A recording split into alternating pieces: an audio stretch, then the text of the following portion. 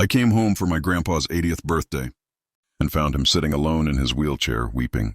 No laughter, no clinking dishes, no family voices echoing down the hall. Just him, frail, trembling by the window. A single lamp throwing light across a chocolate cake that had started to collapse under its own weight. The frosting had melted into soft rivers down the counter, dripping onto the floor like time itself giving up. My heart broke into pieces right there.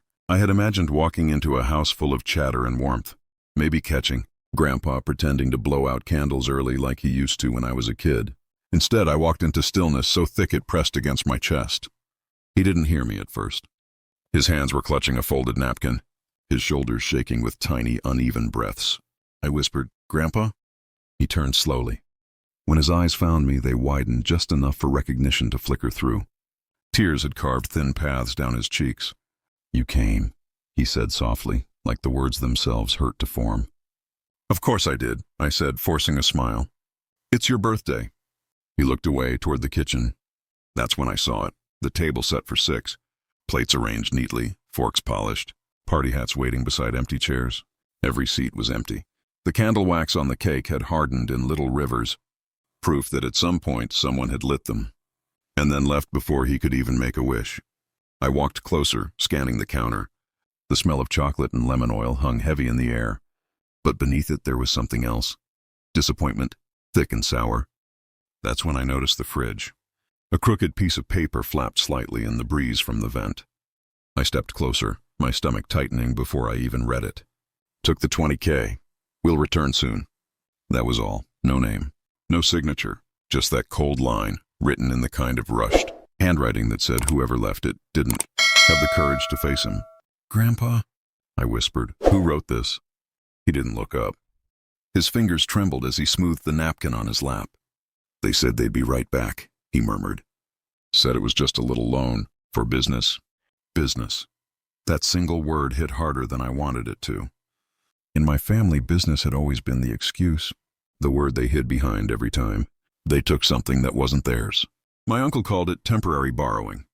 My cousin called it investment. But I knew what it really meant. It meant Grandpa's savings, his care money, the small bits of dignity he still had left, disappearing behind someone else's greed.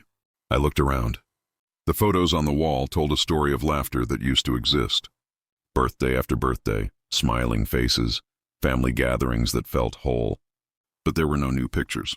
The latest frame held a gap where I once stood, a blank space, like someone had cropped me out of their lives. I felt my throat tighten. "Did they even call you today?" He didn't answer. He just stared at the window, whispering something I almost didn't catch. "They said the party would be later, but they always say that." I reached for his hand. His skin felt paper-thin, veins tracing across like faded rivers. He squeezed weakly. "Patrick," he said quietly, "I'm glad you still come back." The words almost undid me, because in them was everything he couldn't say, every disappointment, every forgotten promise. I swallowed hard and glanced back at the note. That $20,000 wasn't just money. It was trust. His medication, his home care, his comfort, gone. My phone buzzed in my pocket, but I didn't look. I already knew what I had to do. If what I suspected was true, this wasn't just a mistake. It was a plan. They thought he wouldn't notice. They thought I wouldn't come. But they were wrong. I pulled out my phone, opened the joint account I helped him manage, and braced myself for what I might find. Before we continue, please subscribe to channel and tell where you are watching from. The spinning circle on my phone felt endless. Every second stretched out like it didn't want me to know what came next. Then the screen blinked, loaded, and my stomach dropped. Line after line of withdrawals filled the page. Small enough to hide, large enough to hurt. $600 here, $200 there. Sometimes labeled as consulting, sometimes just transfer.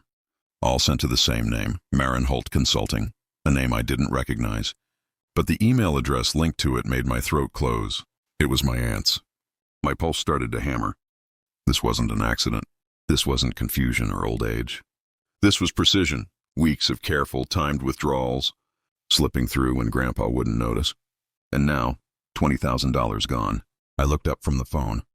Grandpa was still staring out the window, his reflection faint in the glass. His lips moved like he was whispering something to the trees. "Grandpa," I said quietly, Did you give them permission for this?" He blinked, confused. They said it was for a surprise. Something for the house. A surprise. The word hit me harder than the silence that followed. I walked toward the hallway, my chest heavy, my mind racing. Every framed photo on the wall seemed to watch me. My mother smiling. My uncle's arm around Grandpa. The same people who were supposed to be here celebrating him. Instead, they were out there pretending the money didn't matter. Pretending he didn't matter. My hands curled into fists. They used him, I muttered under my breath. They actually used him. I turned back to the kitchen. The smell of chocolate and burnt candles still hanging in the air. The cake had sunk even more now.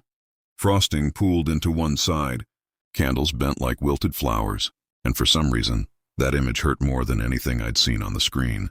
I leaned on the counter, breathing slow. All those nights Grandpa spent saving every cent of his pension. All those mornings he skipped his own breakfast to feed stray cats outside. And now, the money he trusted to family had turned into someone's private account. My phone buzzed again. A new notification popped up. A transaction just made. Another $800 withdrawal. Live. That meant the account was still active. Still being drained. Right now. I stared at the screen, the numbers updating in real time. My reflection warped by the light. They didn't even stop on his birthday. That was the moment something inside me hardened. This wasn't going to be another story of family misunderstandings. This was theft wrapped in smiles, neglect disguised as care. I turned to Grandpa. "I'm going to fix this," I said. He blinked, lost in his fog. They said they'd come back after the store. I nodded slowly, forcing calm. "I know. And when they do, I'll be here." I closed the phone and set it down on the counter. The ticking of the kitchen clock grew louder. Outside, the wind picked up, shaking the old oak tree against the window like it wanted in. Something about that sound. It felt like the house itself knew a confrontation was coming, and deep down so did I. The drawer by the fridge had always been Grandpa's everything spot. Receipts, old birthday cards, screws from chairs that never got fixed. A quiet museum of a life spent saving everything that mattered, even things that didn't. I pulled it open slowly. The wood creaked like it hadn't moved in weeks. Inside, tucked between a half-used pack of candles and an old grocery list, was a folded receipt, the edges soft, the ink starting to fade. I smoothed it out on the counter, my pulse already pounding before I even read it. Marenholt Consulting. Same name, same business. The same one draining Grandpa's account right now. But there was something else handwritten across the bottom in thick blue pen. "Call when transfer clears. Use the second card. Don't tell Patrick." My vision blurred for a second. "Don't tell Patrick." That was me. That wasn't a note for Grandpa. That was a message between them.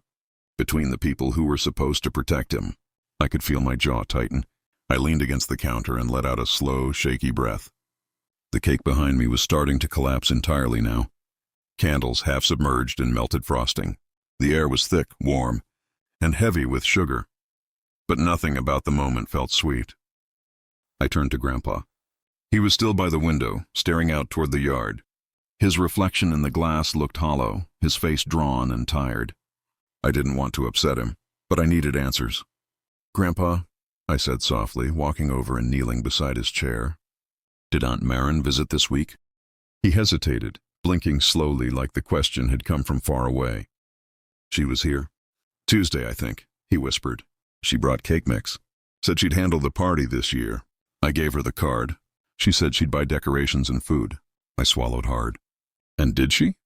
He looked toward the table, the empty plates, the half-burned candles, the quiet kitchen. His voice broke when he said, "No one came." I felt something inside me twist.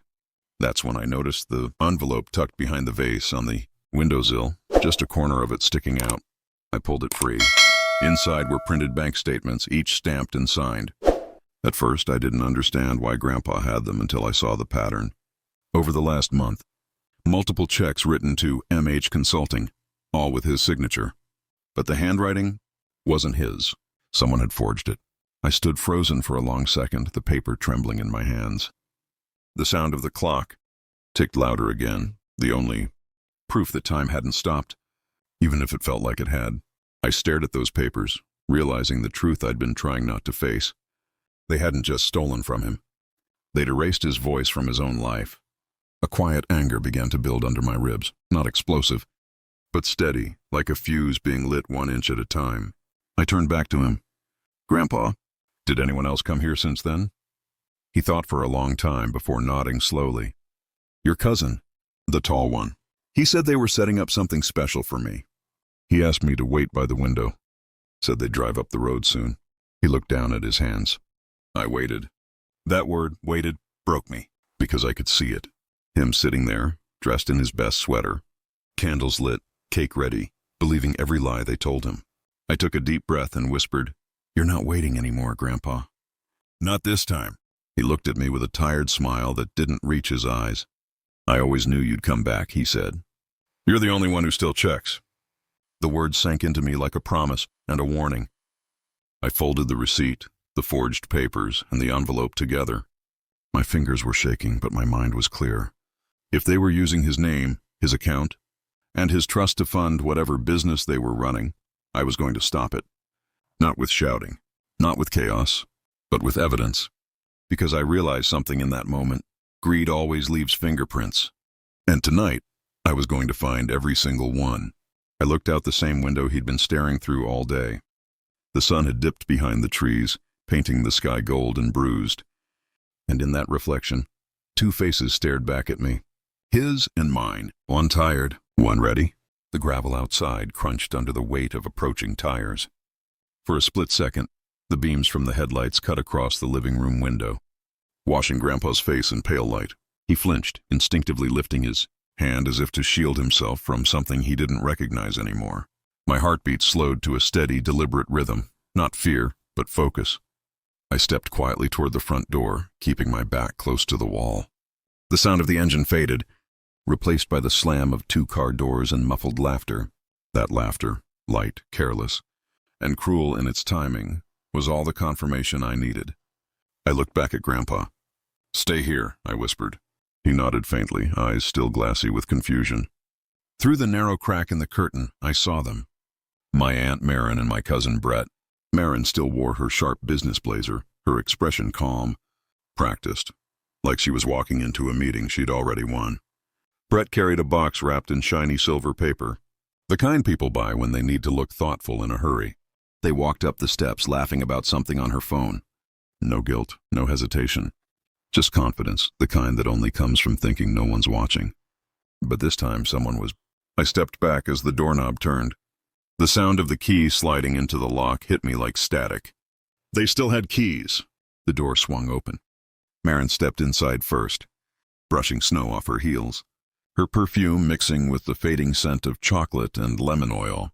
Oh, Dad, she called sweetly. We're back. Sorry, the store took longer than we thought. Her tone was sugar wrapped around poison. Grandpa's voice trembled from the corner. You came back. He tried to smile. I could hear the tiny break in his tone, that fragile hope trying to survive one last time. Then Brett's voice followed, careless and loud. Man, you wouldn't believe the traffic. Anyway, happy birthday, Grandpa. He lifted the box high, setting it next to the destroyed cake. I stepped out from the shadow of the hallway. Funny, I said, my voice steady. You brought gifts after emptying his account. The air froze.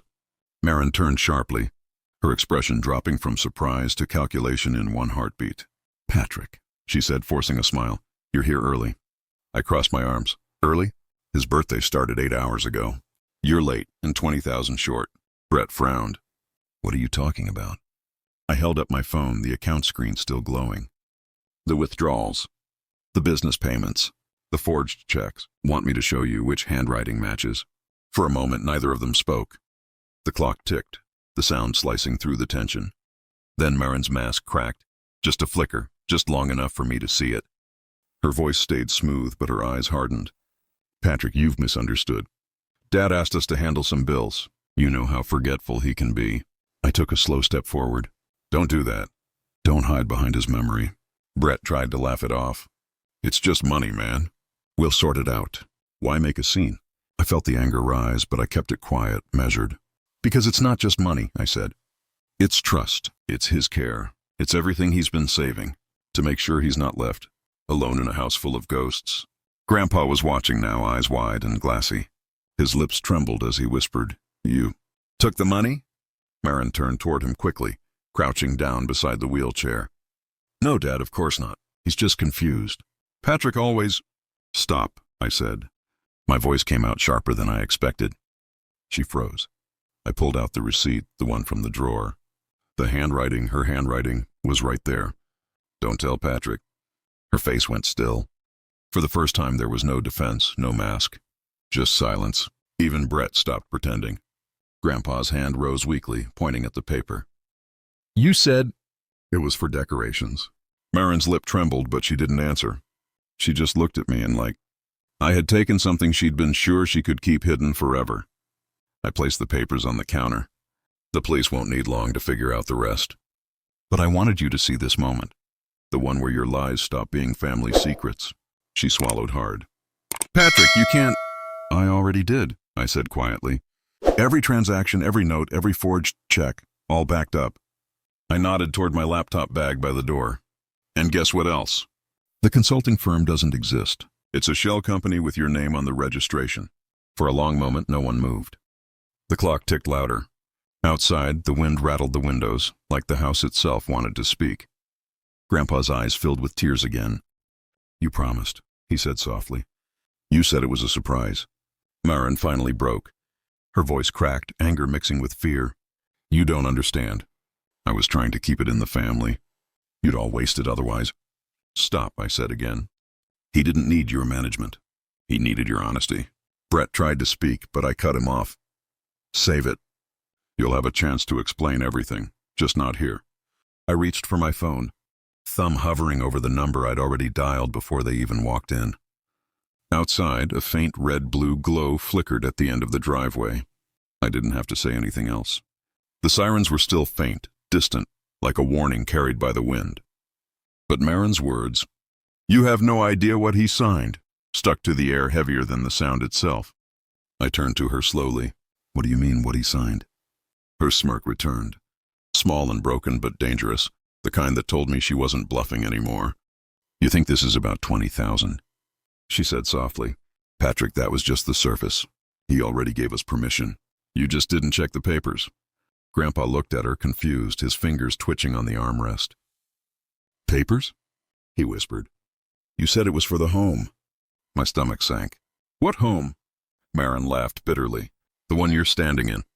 He signed it over, to me and Brett, 6 months ago. I told him it was a refinance for his care plan. He trusted me. I froze. My brain scrambled through memory after memory. Hospital appointments. Bills, emails I'd helped him write. The stack of envelopes he always said were handled. I'd seen the form once with her name on it, but I thought it was insurance-related. I never read the fine print. You forged his consent, I said slowly, disbelief tightening around my throat. She shook her head. No, he signed it, Patrick. His hand, his signature. Recorded, notarized, filed. You can scream all you want, but legally, this house isn't his anymore. Grandpa's voice came out thin, almost childlike. You took my house? Marin blinked hard, trying to keep her composure. It's for your future, Dad. Assisted living, care homes. You'll need help. We're just planning ahead. The lie twisted the air. He wasn't hearing her tone, but I was. I walked over to the side table, where an old envelope sat half-tucked under a newspaper. My hand shook as I opened it. The first page, bold letters, transfer of property ownership. Date, 6 months ago. Signature, his. Witness, Marin. Notary, Brett. A perfect, neat betrayal. Tell me this isn't real, I said quietly. She crossed her arms. Real as it gets. I looked at Grandpa. His eyes were darting, lost. You said it was... The care papers, he murmured. You said it would help Patrick take care of me. Something broke inside me. Not rage, not yet, just the heavy, painful awareness that he had trusted them with. Everything because family was supposed to mean safety. Marin, I said, my tone low and shaking. He doesn't even remember signing this. That's elder fraud. She laughed once, humorless, sharp. Go ahead, call the cops. You think they'll arrest a daughter for helping her father with paperwork? He signed it willingly, Patrick. There's a video. A video. That single word flipped something in my head. I stared at her. Show it. Her smile faltered. What? Show it. I stepped closer. If you got proof, show it. Or I'll assume you're lying again. She hesitated, glanced at Brett. He avoided my eyes. Marin, maybe don't... But it was too late. I had already reached into her coat pocket.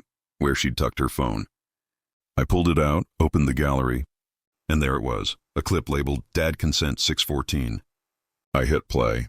The screen lit up. Grandpa sat at the same kitchen table, the same shawl over his knees. His hand shook as he held a pen. Marin's voice off camera, calm, rehearsed. Dad, this is just the care refinance, remember? It's so Patrick can take care of you later. He nodded, confused, smiled faintly, and signed. A silence spread across the room. Even the sirens outside seemed to fade. I looked at her. You recorded this to protect yourself. She said nothing. That's not consent, I continued. That's manipulation. He didn't know what he was signing. Her face hardened. And who's going to prove that, Patrick? You don't live here. You barely visit. Everyone knows who's been managing his affairs. Me. It was cruel. But she was right. That's how the world works sometimes. The one who controls the story gets to rewrite it. But I wasn't letting her keep the pen this time. I walked to the drawer, opened it, and pulled out an envelope Grandpa had labeled in his slanted, careful handwriting, for Patrick. I'd seen it before, thought it was just old mail. Inside was a letter, one I had never read. My throat tightened as I unfolded it. The paper smelled faintly of cedar and lemon polish. Patrick, if you're reading this, I guess I've gotten too tired to explain. I know Marin and Brett mean well, but I don't trust the things they make me sign. If anything ever happens, take care of what's left. You've always understood the difference between help and control. My eyes burned. That letter, dated 5 months ago. He knew. I turned to her. He didn't trust you even before you took the money, and this? This is the evidence that destroys everything you've built. Her face went white. You forged that. No, I said quietly, sliding the letter into a folder. But you did something worse. You built your greed on the back of a man who still called you daughter. The sirens grew louder. This time, close enough that their lights flashed through the window. Marin's voice cracked for the first time. Patrick, please. Save it, I whispered. They'll hear it soon enough. The knock at the door came just as Grandpa whispered, Patrick, I didn't mean to lose the house. I knelt beside him, took his trembling hand. You didn't, Grandpa.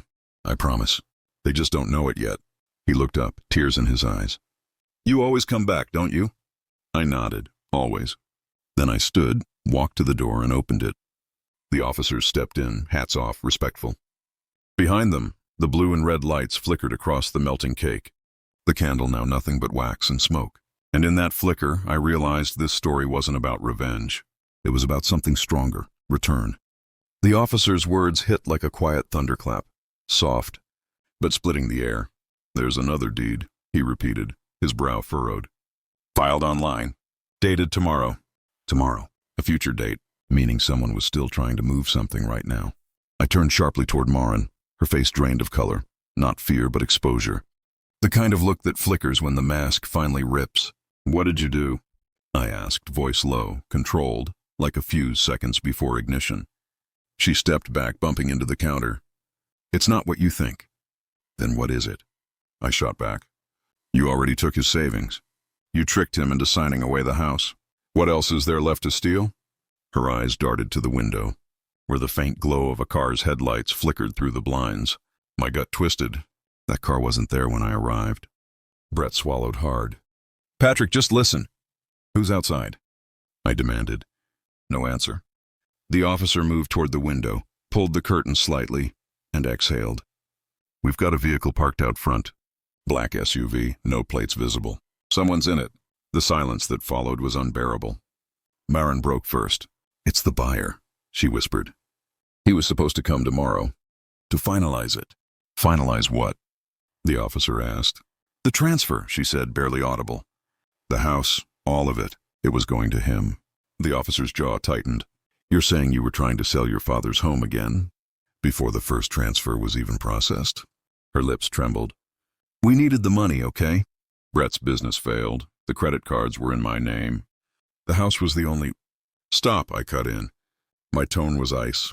You mean his house was your only lifeline? The one thing that wasn't yours to touch? Marin turned to me, desperate. Patrick, please, you left. You built your life somewhere else. You don't know what it's been like. I laughed bitterly. You're right. I don't, because I was too busy, working double shifts, to send money for his care while you drained his account and threw parties with it. Grandpa stirred in his chair, his frail voice shaking through the tension. "Patrick," he murmured, "don't fight, please." I kneeled beside him, holding his hand. "I'm not fighting, Grandpa. I'm protecting." Outside, the headlights blinked twice, a signal. The car door opened. The officer's hand went to his radio. "We may need backup. Someone's approaching." Marin's voice cracked. "Don't let them in." "He doesn't know the deal's off." Brett stepped forward suddenly, his voice trembling. "We can fix this. We'll return everything. Just don't let this get ugly." But it was already ugly. The doorbell rang, long, slow, deliberate, a sound that didn't belong in a birthday night. The second officer opened the door cautiously, his flashlight cutting through the porch light. A tall man in a trench coat stood there, briefcase in hand. His expression calm, detached. "Evening," he said. "I'm here for the property documents." Marin Drexler confirmed the signing. "She lied," I said. "This house isn't for sale." He raised an eyebrow, unimpressed. "That's not what the paperwork says. Everything's in order. I just need the old man's thumbprint." Grandpa's confusion deepened. "Thumbprint?" he whispered. "I already signed." The officer stepped forward. "Sir, this is an active investigation. You're going to need to step outside." But the man didn't move. He smiled faintly, eyes flicking toward Marin. "Funny thing about secrets," he said. "They always come due, and some of us know how to collect." Then, just as the officer reached for him, the man turned and walked away, vanishing into the dark before anyone could react. The sound of tires crunching gravel echoed down the driveway. The other officer ran out, but the car was gone. Only the night remained, heavy, endless, and full of unfinished things. When the silence finally settled again, Marin was trembling. "He wasn't supposed to come tonight." "I don't even know how he knew." I looked at her with something colder than anger. "You let strangers circle around your father's home for money, and you call it care." Her voice broke. "Patrick, I made mistakes, but I didn't think it would go this far." The officer stepped closer. "Ma'am, you and your husband are coming with us. We'll need full statements." As they led Marin and Brett toward the door, Grandpa reached out weakly. "Marin." She turned, tears finally spilling down her face. "Dad, I didn't mean to." He just looked at her, eyes wet and lost. "You left me alone on my birthday." It was the kind of sentence that doesn't shout. It bleeds. She lowered her head and said nothing. The door shut softly behind them, and the sound of the siren fading down the road was almost gentle this time, like the house itself exhaled. I sat beside Grandpa again. The cake had fully collapsed now, its frosting sliding off the counter like a quiet surrender. He reached for my hand. "Patrick, will I lose the house?" I shook my head. "Not while I'm breathing." He smiled faintly, the kind of tired smile that comes from someone who's seen enough to know the promise means something. We sat in silence as dawn began to stretch pale light through the window. And for a brief moment, with the world still half asleep, I realized the truth. It wasn't the papers or the property that mattered.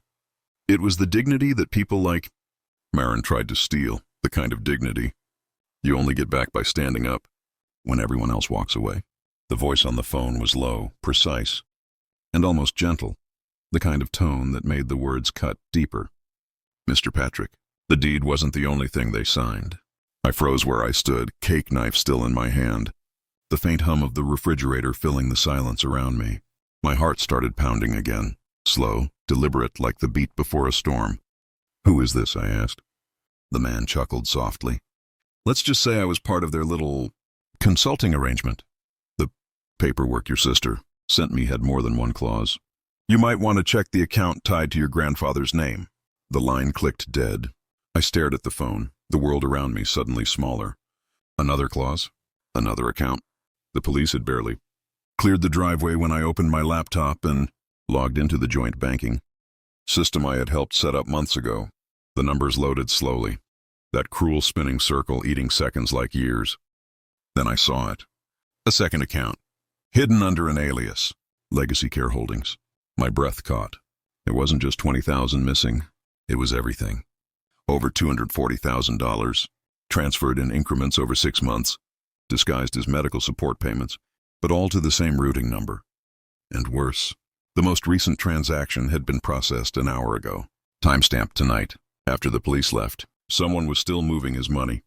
I grabbed my jacket and keys. "Grandpa, I'll be right back," I said quietly. "Lock the door behind me. Don't open it for anyone." He looked at me, weary but trusting. "Patrick!" "Be careful." "I always am," I lied. Outside, the air bit cold. Dawn had broken, pale and unforgiving, the sky that dull gray before sunrise. I walked fast down the old gravel road toward the mailbox at the end of the drive, because that's where the utility lines ran, where the internet routers connected, where the system linked out. And then I saw it, tire tracks, fresh. A van had been parked there recently. On the post, a small envelope hung by tape, my name written across it. Patrick. I tore it open. Inside was a single sheet of paper with a printout of an online transaction receipt. "Tonight's withdrawal," and below it, a handwritten note. "You can take back the house, but you'll never find where the rest went. Tell your grandfather I said thank you for funding my retirement." No signature, no name. But the handwriting, sharp, slanted, corporate. The same as the first note on the fridge. I closed my eyes, rage burning behind them. This wasn't just family betrayal anymore. It was exploitation. Someone had used Grandpa as a financial shell, funneling his life savings through his own relatives, and now disappearing into the system. But there was one thing they didn't know. Every document they had forged used Grandpa's real signature, and Grandpa's signature wasn't what it seemed. Because a month ago, when he started forgetting small things, I'd suggested something small, protective, biometric verification. Every legal form after that was signed digitally, with his fingerprint. So if there were transactions after that date, they weren't his. I turned back toward the house, heart hammering, the wind cutting sharp against my face. Grandpa was still by the window when I got back, the light touching the side of his face. He looked up and smiled faintly. "Did you find it?" "Not yet," I said, "but I found enough." I called the officer from earlier, voice steady. "Run a search on Legacy Care Holdings. It's a shell company. I've got proof of ongoing withdrawals tied to fraudulent signatures." He hesitated. "Patrick!" "How do you know?" "Because Grandpa never signed anything after July," I said quietly. He couldn't remember his password after that. We switched to fingerprints. "Anything after that date is fake." The line went quiet for a second. Then he said, "That's enough to reopen the case. I'll get a warrant." As I hung up, Grandpa looked down at his lap, eyes shimmering. "I don't understand most of what's happening, Patrick. But I know one thing." "What's that?" "You showed up. You came home." That broke me a little. Because in the end, that's what this story was really about. Not the house, not the money, not even the proof. It was about showing up when everyone else had stopped trying. A week later, the investigation cracked open wider than any of us expected. Legacy Care Holdings wasn't just a name. It was a fraud ring that had been targeting seniors across the state. Marin and Brett weren't masterminds. They were middle players, convinced by smooth voices and promises of investment security.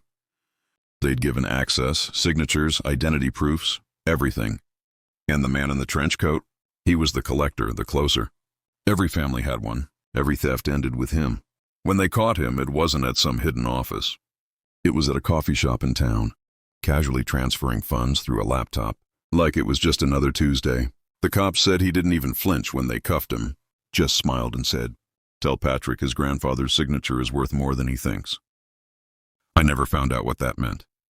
Maybe I didn't need to, because when I walked Grandpa out to the porch that next Sunday morning, his hands wrapped in a blanket, the air soft with early sun, he whispered, "Is it really over?" And I told him the truth. "No, but we won the first round." He chuckled softly, eyes glinting with pride. "That's my boy." We sat there a long time, the world finally quiet around us. The cake was gone, the party forgotten, the house ours again. But on that same fridge, I taped up a new note, written in my handwriting this time. "You're not alone anymore." "Not while I'm here, because betrayal might break trust. But love, real, stubborn, enduring love, rebuilds it in silence. And sometimes, the loudest revenge isn't screaming or burning bridges. It's standing quietly in the ruins and saying, 'You didn't win.'" As the sun rose, I looked at Grandpa and smiled. "You ready for breakfast?" He nodded. "Only if you make pancakes." I laughed, the first real laugh in what felt like forever. And for once the sound didn't echo through emptiness. It filled the whole house.